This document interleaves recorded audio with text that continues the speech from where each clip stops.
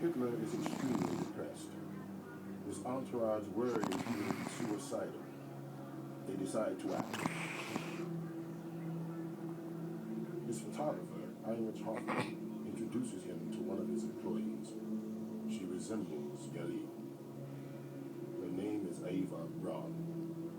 She's 17 and already quite worldly.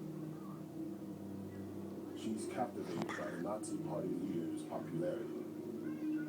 Hitler makes her his new shadow mistress. With her at his side, Hitler recovers his combativeness as a political animal. The mandate of Germany's president, Hindenburg, is about to end. Hitler is among the candidates to succeed him.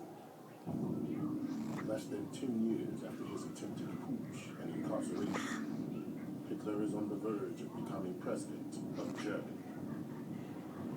Germans are subjected to an intense poster campaign.